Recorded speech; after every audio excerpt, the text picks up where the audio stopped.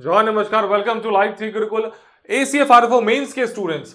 Tips and tricks of mains answer writing. बहुत सारे students answers लिख रहे हैं और बहुत सारी गलतियां कर रहे हैं, तो हमें लगा कि जरूरी है वीडियो बनाना कि एक बार सबको मैसेज चला जाए कि भैया आंसर्स लिखते कैसे, क्योंकि मैक्सिमम फ्रेशर्स है ना, आरएफओ में भी और एसीएफ में भी। हमारी टेस्ट सीरीज चल रही है ऑफलाइन प्लस ऑनलाइन, तो उसमें हमने एक चीज कॉमन पाई कि मेजॉरिटी अराउंड 70% स्टूडेंट्स को आंसर्स लिखना नहीं आता, लेकिन अच्छी चीज है कि एटलीस्ट वो ट्राई कर रहे हैं, है ना। तो हम लोग हैं आपको हेल्प करने के लिए, आपके आंसर राइटिंग की स्किल्स को इनहांस करने के लिए। तो सबसे पहले ये जो वीडियो होगा इसको अच्छे से देखिएगा, इसमें जो भी पॉइंट्स बताएंगे बस कुछ नहीं करना है, उसको इंप्लीमेंट करना है और आपके आंसर राइटिंग स्किल्स एकदम इंप्रूव हो जाएंगे। ये 11th जेपीएससी के टॉपर्स के जो है ना, जो आंसर शीट्स है उनसे हमने काट काट के आपके पिक्स को लेके आपको एकदम लाइव एग्जांपल्स के थ्रू समझाएंगे आपको। फाइन, तो आइए स्टार्ट करते हैं।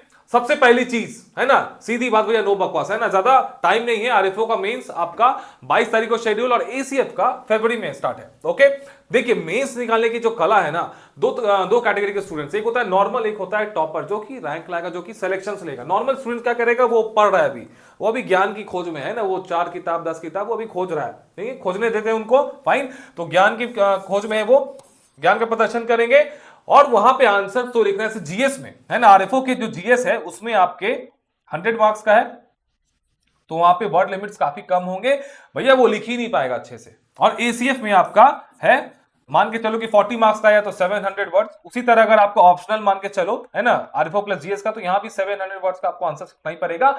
तो इतना ज्यादा उसके पास नॉलेज होगा ना कि वो कंफ्यूज हो जाएगा, भैया लिखे क्या, है ना। अब जो स्मार्ट, जो टॉपर है ना, वो ज्ञान प्लस काबिलियत का प्रदर्शन करेगा वहां पे, कुछ अनोखा, कुछ अलग। सबके पास हमारे नोट्स है ना। आरएफओ में इन्वायरमेंटल साइंस का हमारा नोट्स इतना अच्छा है, इतना अच्छा रिस्पॉन्स है, ये देखो आप, है ना। इन्वायरमेंटल साइंस का जो नोट्स है हमारा, ये हिंदी मीडियम का वन स्टॉप सॉल्यूशन, इसमें पूरा आपका हमने दे दिया है। फाइन, ये आपका यूनिट 1 है, ये आपका पेपर 2 है। तो ये जो नोट्स है ना, तो सबके सब इसी नोट्स को पढ़ रहे हैं, इन्वायरमेंटल साइंस के ही, तो सबके मोटा मोटी सबके पास कंटेंट से भी इंग्लिश मीडियम हो गया, है ना। Mind blowing notes, one stop solution, पूरा करंट अफेयर सब कुछ इसमें इंक्लूड है। हमारे बैचेस में अवेलेबल है, जिनको बस नोट्स चाहिए वो भी हम लोग अब दे सकते हैं, जिनको कॉल करना कॉल कर लेना। ओके, अब आइए, है ना,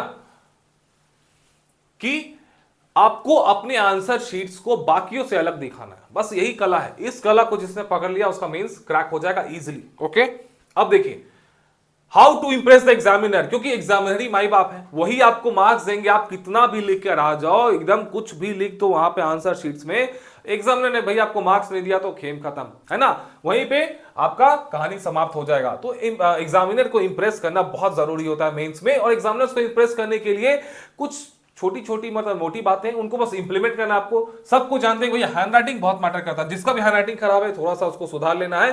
स्पेसिंग पे बहुत ज्यादा काम करना है, लॉजिकल फ्लो, है ना, कुछ भी नहीं लिख देना है कि भैया सिग्निफिकेंस लिख दिया फिर अचानक से कुछ भी, मतलब उसका इंपैक्ट लिख दिया। एक प्रॉपर एक लॉजिकल सीक्वेंस होता है, ये कैसे आता है, विद प्रैक्टिस आता है। सी आर्ट ऑफ आंसर राइटिंग जो होता है ना, ये कोई जड़ी बूटी नहीं कि अचानक से आप कुछ करोगे और आपको आ जाएगा, आपको प्रैक्टिस करना पड़ता है। इलस्ट्रेशंस खूब सारे करो, है ना, मैप बनाओ, डायग्राम बनाओ, फ्लोचार्ट बनाओ। इंट्रोडक्शन और कंक्लूजन आपका सबसे स्ट्रॉन्गेस्ट पॉइंट होना चाहिए, क्योंकि यही वो दो पार्ट है जो एग्जामिनर पढ़ता ही पढ़ता है ना। क्या आपको लगता है कि आप जो वहां पे 700 वर्ड का जो आंसर लिखे होगे, एक एक आपका वर्ड को पढ़ा जाता है? नहीं, कोई नहीं पढ़ता है भैया। इंट्रोडक्शन, कंक्लूजन और बॉडी में स्किम किया जाता है, वहीं पे खेल होता है पूरा प्रेजेंटेशन स्किल्स का। वही मल्टी डायमेंशनल आंसर्स आपको आगे बताएंगे कैसे लिखना है। Value addition, course case studies, bullet points, है ना, जितना हो सके, है ना, हेडिंग्स, सब हेडिंग्स, है ना, पॉइंट यहां पे दे दिया 1, इसके बारे में डिफाइन कर दिया, फिर पॉइंट 2 डिफाइन कर दिया, ये आपका मेन हेडिंग है। इस तरह से आंसर्स को लिखो, थोड़ा सा नीट लगता है और इजीली देखा जाता है।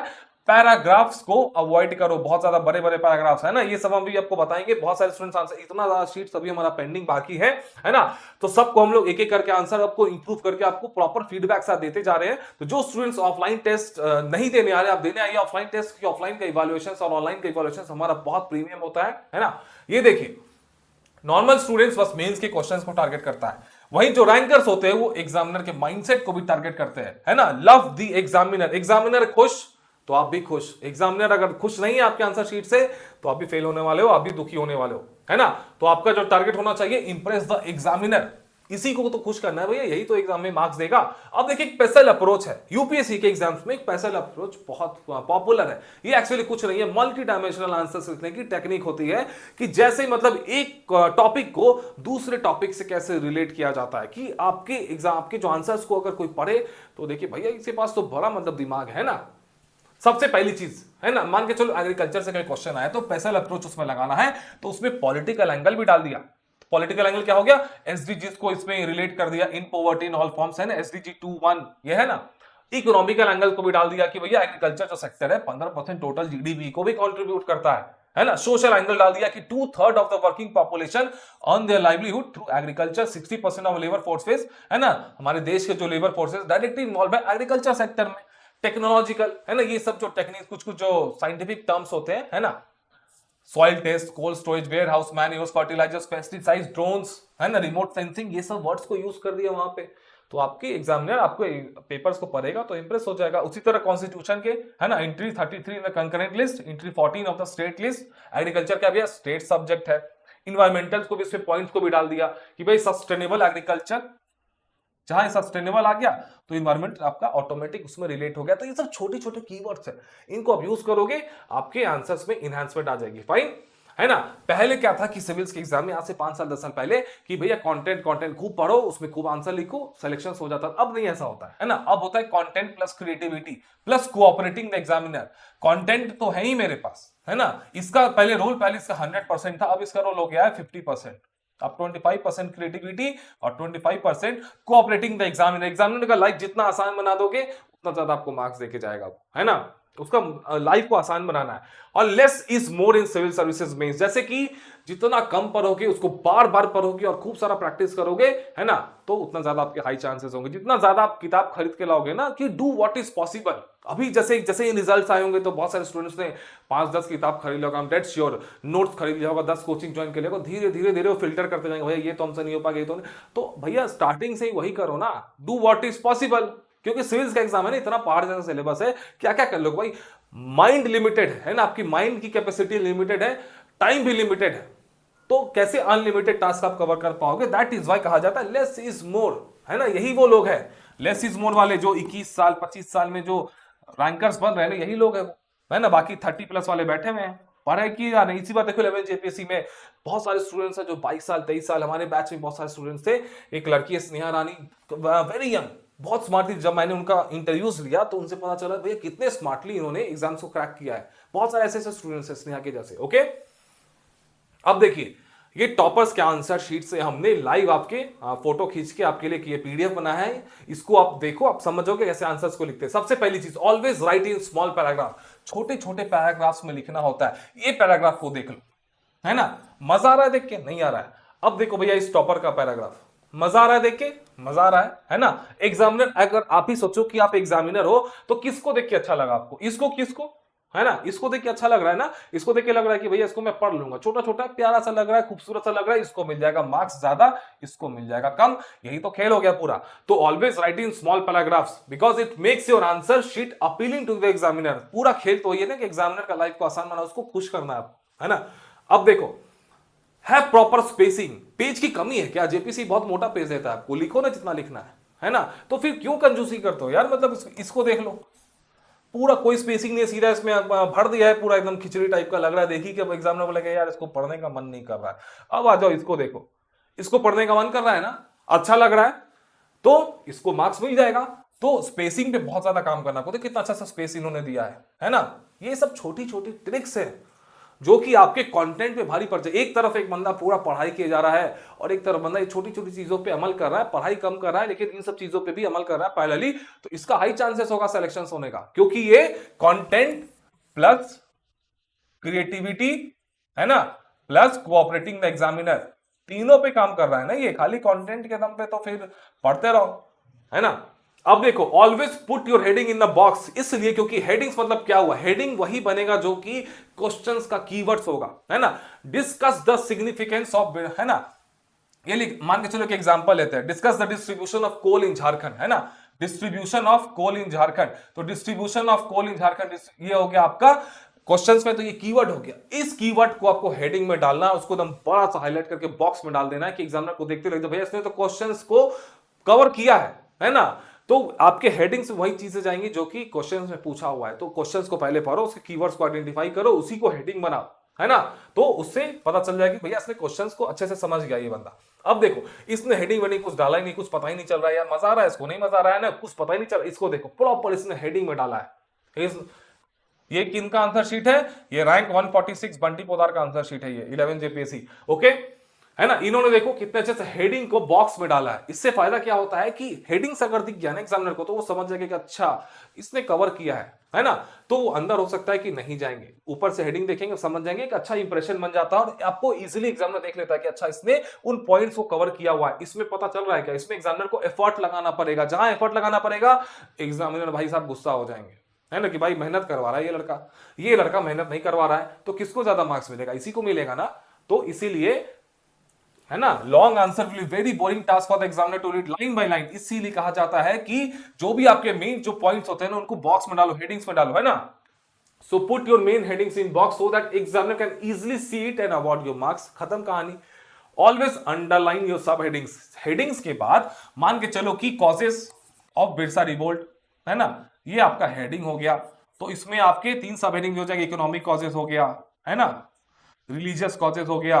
तो ये इसको भी आपको हाईलाइट करना है। तो ये इसमें देखो इन्होंने नहीं किया है, यहां पे देखो, है ना, हेडिंग्स हाईलाइटेड है, सब हेडिंग्स में हाईलाइटेड है। यही तरीका होता है, एवरी चीज जो चीज आपको एग्जामिनर को दिखाना ही दिखाना है उसी को हाईलाइट करते हैं। तो आपको मतलब इसका मकसद ये होता है कि भैया ये चीज देखो मैंने कवर किया, इसको देखो, इस पर नजर डालो और मुझे मार्क्स दो। यही तो टेक्निक है ना। अब आ जाओ तीसरे पॉइंट पे। तो हम लोग का जो सजेशन है, हमने इतने सारे शीट्स को देखा 11 जेपीसी में, हमारे यहाँ से मैसिव सिलेक्शंस हुए।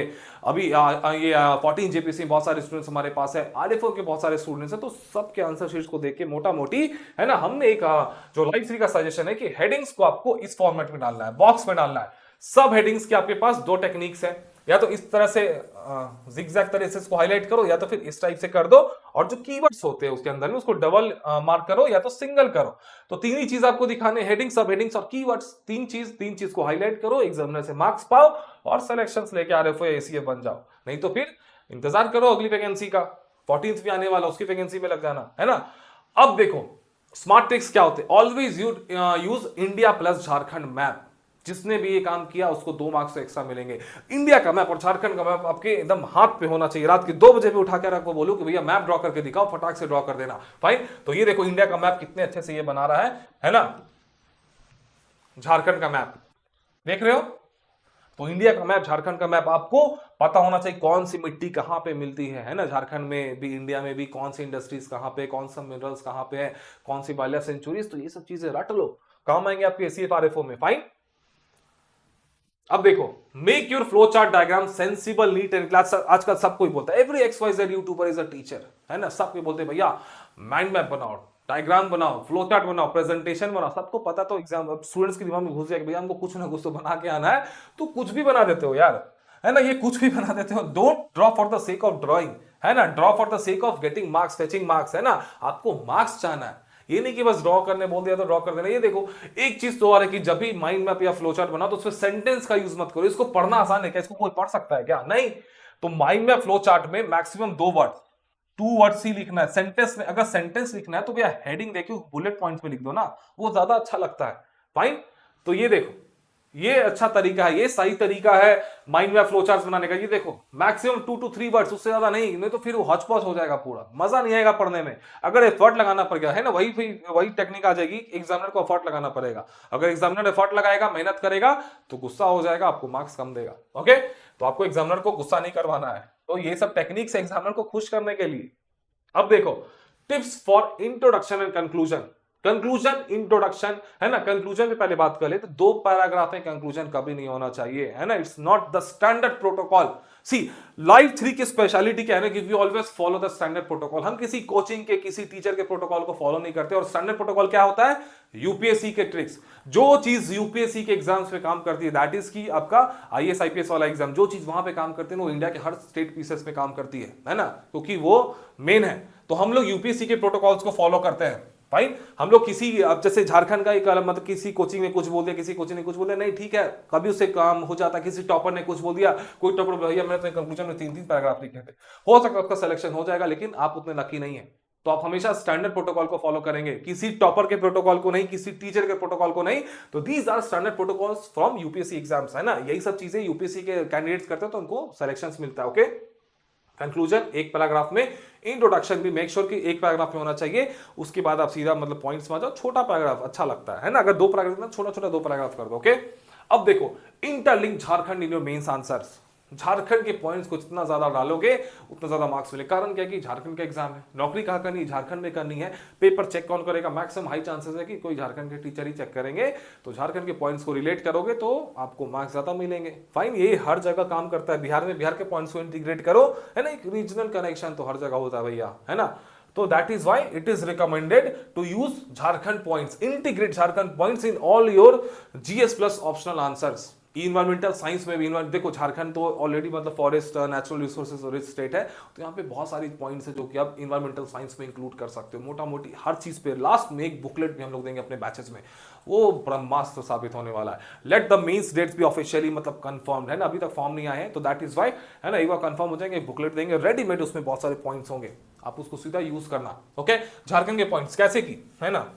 Right in brief about climate change and sustainable agriculture. एक क्वेश्चन है कि भैया क्लाइमेट चेंज और सस्टेनेबल एग्रीकल्चर पे आंसर्स लिखो। तो अब जो भी आपको लिखना लिख देना। अब लास्ट में एक पॉइंट लिख देना कि adverse impacts of climate change can be seen in Jharkhand also to water resources, forest, agriculture sector and human health, है ना।